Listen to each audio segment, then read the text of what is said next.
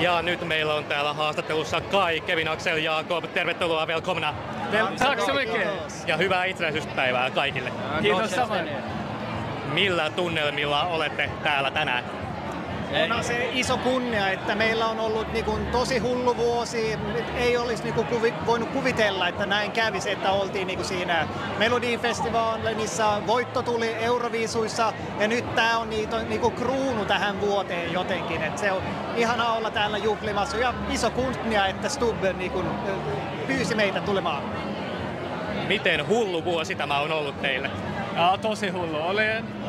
On ollut paljon tekemistä, mutta myös tosi hauskaa. Ja, joo, se on,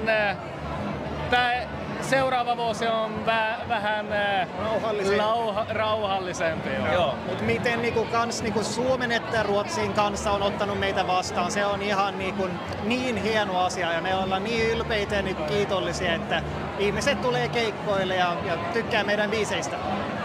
Miten paljon teidän ura on nyt lähtenyt lentoon siellä Ruotsin maaperällä nyt tämän kaiken hässäkän ja Melodifestivaalin ja Euroviisujen jälkeen?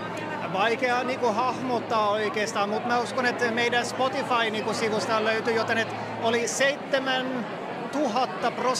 noussut ainakin. Meidän 8,000% ylöspäin. Et se sanoo jotain. Ja meidän kiertue oli niin hieno, että ja niin monta ihmisiä tuli katsomaan, että se vaikeaa hahmottaa, mutta se on tehnyt niin paljon.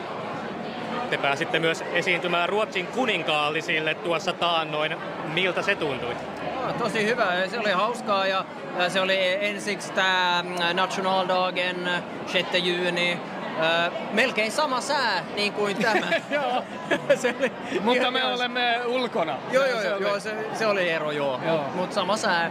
Ja se oli tosi hauskaa ja sitten tavattiin myös kesällä, kun oltiin siellä Ölandissa. Tosi hauskaa tavata kuninkaallisia. Mitä Kaarle Kustaa teille sanoi? Antoiko jotain vinkkejä tulevaisuutta varten?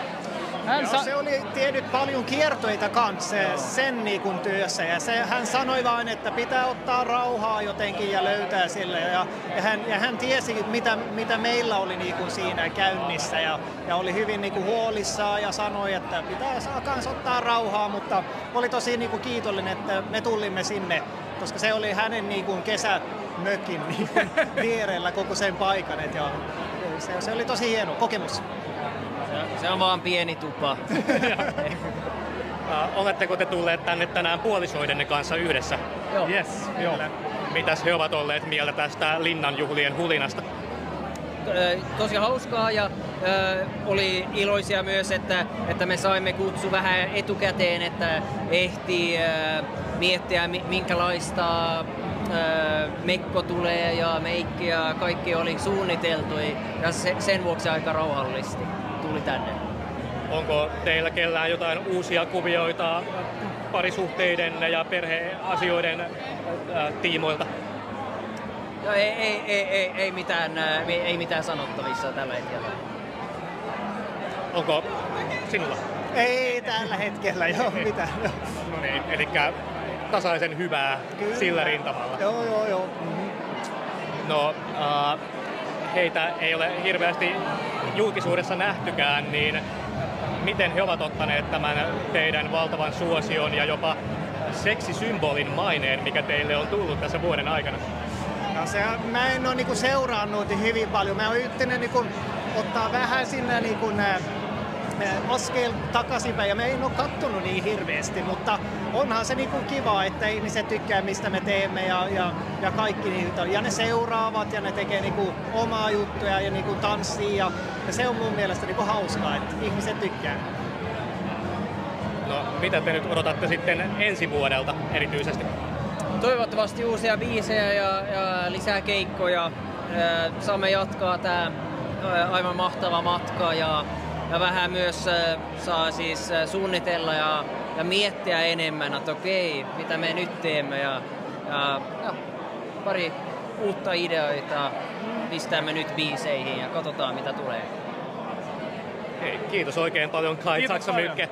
Ja voitte vielä oikeastaan tähän viimeisenä kertoa hieman asuistanne, koska niissä on tällaista yhteneväistä teemaa.